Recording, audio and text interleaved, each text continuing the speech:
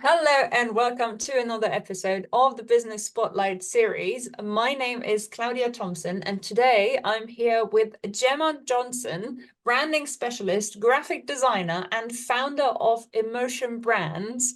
Welcome to the show, Gemma. It's lovely to have you. Thank you. It's lovely to be here. Thank you so much for inviting me on. And why don't you start us off by telling us how you got where you are right now?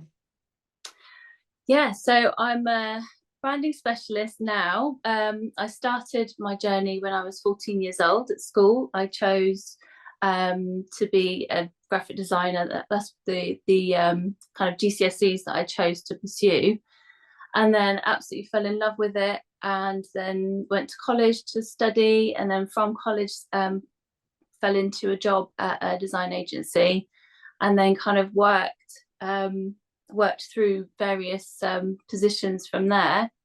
And then in 2012, I decided to go freelance, and then freelance for 10 years. And then last year, so April last year, decided to set up Emotion Brands because of the learnings that I did through brand strategy and the people that I met along the way of when I was freelancing. We've kind of collaborated all of our skill sets, and that's our offerings now for Emotion Brands, is specifically businesses in the beauty, wellness and lifestyle space, to promote them with, it's product-based businesses. That's what we offer, a kind of like a brand growth offering specialism. Yeah, fantastic. And so you help other people or other businesses grow. And what do you think is your business to growth, your secret to growth even? It is 100% down to social media and utilizing, building a network, and utilizing platforms like LinkedIn, especially for business networking. And just being visible on there is really kind of turned things around for us. Is posting at least kind of twice a week with content of my face, and explaining what I do, and showing kind of, it's the entertainment value as well as teaching, and as well as letting them in to the process, has really helped to kind of transform things over the last 6 months, I'd say. Yeah, fantastic. And what's next for Emotion Brands? Where are you headed?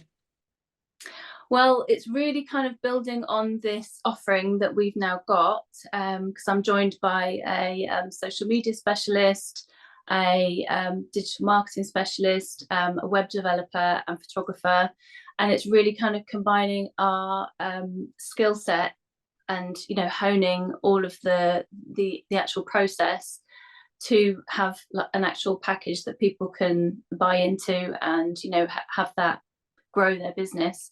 Currently, we're working on a document that is it's kind of a brand growth formula, and so we'll have that for kind of earlier stage businesses to help them, and then just really kind of building on that offering for them.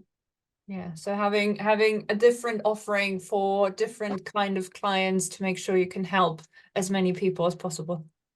Yeah, so it's everybody, all the kind of skills combined, and it's really it was really kind of focusing on who my audience is, and where my a lot of my experience lies in the beauty industry. I worked for Weller Professionals for about 4 years, and then as a freelancer I worked with L'Oreal, and that's kind of, and currently now I've got a client that's Davines Sustainable Beauty. So that's really kind of where my passion lies, is in like the sustainable beauty kind of area. And it's really kind of helping the businesses to the smaller businesses to grow, and teaching them what the larger businesses are doing, and how they've kind of set out the foundational branding stuff, to help the smaller businesses to grow. Yeah, fantastic. And it's usually, so from experience, would you say that having a passion for what you do is a good starting point when starting your own business? Absolutely. Yeah. It definitely has to get you out of bed early in the morning. I've got a little girl, so this year I've really challenged myself to make more hours in the day, because that was something that I complained about a lot last year. And, not having the time to get on social media. And so this year I thought, right, I'm really going to challenge myself to get up at 5 each morning to make the extra time for social media before I then, start my day for, doing work for my clients. So, and that has really, really changed things to kind of just find more time to be visible. Mm. And on the back of that, let's talk work-life balance, because you're clearly very passionate. You're a relatively new business. Is there even such a thing as work-life balance when you're A, just starting out, and B, you're really, really passionate about what you do? Yes, I think ultimately it comes down to you and how you can juggle that. My little girl's she'll be 6 next month, so it has been a lot of just working around her. And once she started school, it did become that bit easier. But it's kind of working around holidays as well, because obviously summer holidays, it's 6 weeks, you've got to try and figure out. And I don't want my business to affect her little life, so it is really kind of just finding the extra pockets of time in the day, like at 5 in the morning, or once she's gone to bed, I'll kind of check in and do a little bit then. And yeah, it's just finding the right balance for you, and it's going to be different for everybody. Yeah. And you mentioned earlier you have the different experts that you work with.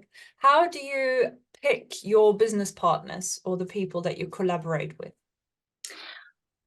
It's been people that have come into my life. It was a long time ago, actually. So Vicky, who I work with, the social media specialist, we actually studied together at college. So that was a really long time ago. When did we go to college? That was in 2002, I think. Yeah. So yeah, a long time ago. And then Chris, I worked with back in 2013. So at the start of my before I went freelance, that I worked with Chris at a company in London. And then Alex, the photographer, I worked with her in the wedding industry, and that was, again, that was kind of going back 6 years. So it's people that have kind of came into my life a long time ago, and then they just come back around into your life for a reason. I believe that people come into our lives for a good reason, and they then come back around. There's always a purpose behind that. Yeah. So shared passion and knowing them over several years. Yeah. Your tip. Yeah. One of the things that I think especially newer business owners struggle a bit with or are a bit hesitant around is finances. How do you get about financial management, or do you have any pieces of advice?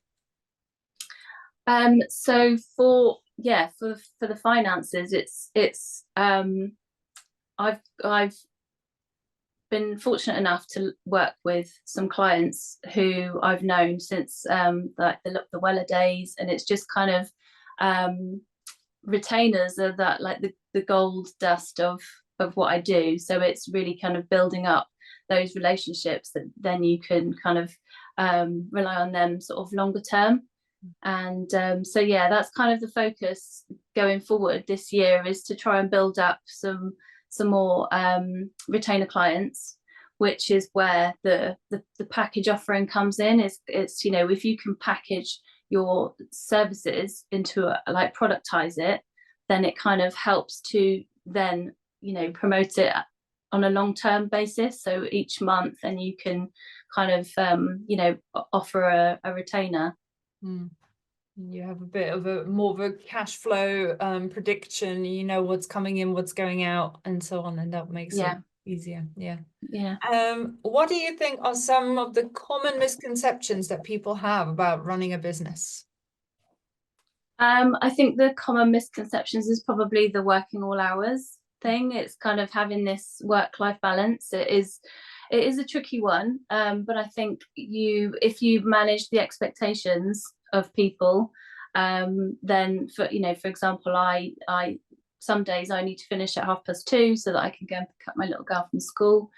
And it's really just kind of, managing the expectations of people, that they can't just, have full access all the time to you. And, there's this kind of window that you need to just, manage your expectations and your boundaries. And then that kind of makes it a lot easier with the work-life balance.